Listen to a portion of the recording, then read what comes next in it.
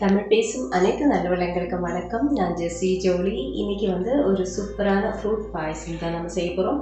இது ஓணம் ஸ்பெஷல். கண்டிப்பாக இந்த மாதிரி ட்ரை பண்ணுங்கள். இது ரொம்ப டேஸ்ட்டாக இருக்கும், ரொம்ப கலர்ஃபுல்லாக இருக்குது, ரொம்ப டேஸ்ட்டாக இருக்குது, ஹெல்த்தியாக இருக்குது. சாப்பிட்டு பாருங்கள், கண்டிப்பாக ட்ரை பண்ணுங்கள். இப்போ அதை எப்படி செய்யலான்னு பார்க்கலாம் வாங்க. இது ட்ரை ஃப்ரூட்ஸ் எடுத்திருக்கேன். பாதாம், கேஷ்நட்டு, அப்புறம் பிஸ்தா. இந்த மூணும் நம்ம நமக்கு பிடிச்ச ஒரு அளவில் நம்ம எடுத்துக்கலாம்.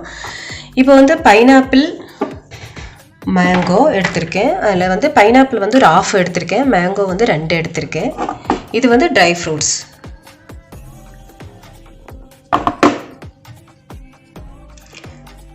இப்போ ட்ரை ஃப்ரூட்ஸ் நம்ம அத்திப்பழம் எடுத்துருக்கோம். இது ஆல்ரெடி கொஞ்சம் நேரம் ஊற வச்சுருக்கேன் தண்ணியில். அதே மாதிரி கிரேப்ஸ் கொஞ்சம் நேரம் ஊற வச்சுருக்கேன்.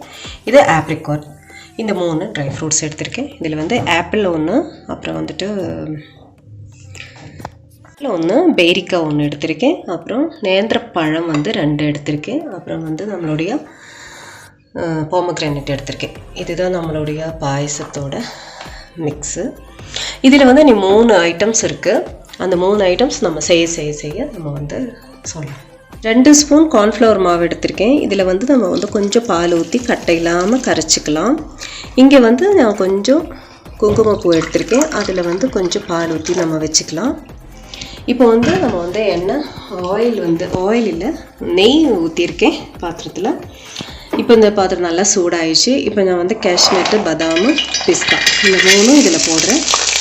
போட்டு லைட்டாக கொஞ்சம் வணக்கிட்டு நம்ம எடுத்துக்கலாம். இப்போ இது நல்லா ஃப்ரை ஆயிடுச்சு. இது நம்ம எடுத்துடலாம். இனி இருந்தால் கருகிடும், நம்ம எடுத்துடலாம். இப்போ நம்ம மேங்கோ, பைனாப்பிள் இதில் போட்டு இந்த நெய்யிலேயே வணக்க போகிறோம்.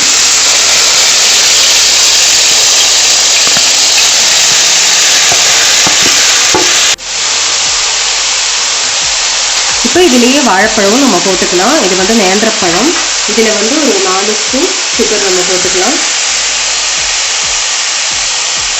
இப்போ இது நல்லா வணக்கிக்கலாம். இந்த நெய்யிலேயே நல்லா வணங்கட்டும். இதுலேயே நம்ம பேரிக்காவும் ஆப்பிளும் போட்டுடலாம். நல்லா இந்த சுகர்லேயும் இந்த நெய்யிலையும் நல்லா வணங்கட்டும். இந்த நெய்யில், இந்த சுகரில் இது நல்லா வணங்கிடுச்சு. இப்போ நம்ம 1 லிட்டர் பால் ஊற்றுறோம். அதுக்கப்புறம் கொஞ்சம் கழித்து பால் தேவைன்னு நம்ம ஊற்றிக்கலாம். இப்போ 1 லிட்டர் பால் ஊற்றுறேன். இப்போ இதில் நல்லா இது கொஞ்சம் வேகட்டும். இப்போ கார்ன்ஃப்ளவர் மாவு நல்லா கரைச்சி நம்ம ஊற்றிக்கலாம். இது நல்லா கொதிச்சிச்சு. ஃப்ரூட்ஸ் எல்லாம் ஓரளவுக்கு வெந்திருக்கு. இது நம்ம இதில் ஊற்றிக்கலாம். அப்புறம் நான் ஒரு 100 கிராம் கேஷ்நட் அரைச்சி வச்சுருக்கேன் மிக்ஸி ஜாரில்.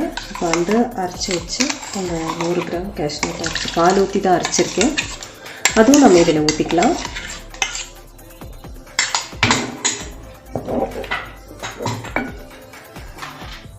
அப்புறம் ட்ரை ஃப்ரூட்ஸ் அத்திப்பழம் நான் கட் பண்ணி வச்சுருக்கேன். அப்புறம் கிரேப்ஸு இதெல்லாம் ஊற போட்டது.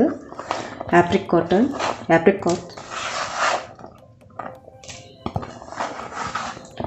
இதெல்லாம் இதில் போட்டுடலாம்.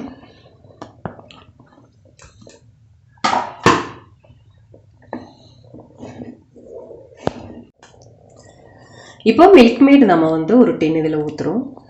இதுதான் இதில் கரெக்டாக ஸ்வீட் கொடுக்கும். ஃபஸ்ட்டு நம்ம ஒரு 4 ஸ்பூன் சுகர் அதை வணக்கிறதுக்காக போட்டிருந்தோம்.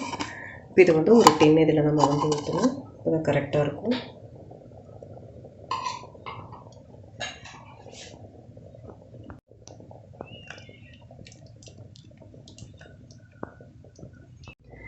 இப்போ நம்ம இந்த குங்குமப்பூவை கலக்கி வச்சது நம்ம இதில் ஊற்றிடலாம். இது ஆப்ஷனல் தான், நமக்கு இருந்தால் மட்டும் நம்ம போட்டுக்கலாம். இப்போ நம்ம ஆஃப் பண்ணிக்கலாம். இப்போ நம்ம நம்மளுடைய அழகான இந்த மாதுளம்பழத்தை நம்ம இதில் டெக்கரேட் பண்ணிக்கலாம். நான் ஸ்டவ் ஆஃப் பண்ணிட்டேன். இப்போ நம்ம வறுத்து வச்ச நட்ஸ் எல்லாம் போட்டுக்கலாம்.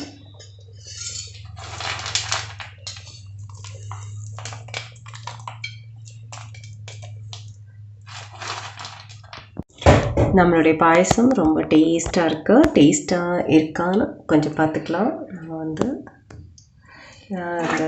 ஃப்ரூட்ஸ் எல்லாம் தான் இருக்குது, அதனால் எல்லாமே ரொம்ப நல்ல ஒரு பாயசம். கண்டிப்பாக ஃப்ரூட்ஸ் இருக்கனால நல்லதாக தான் இருக்கும்.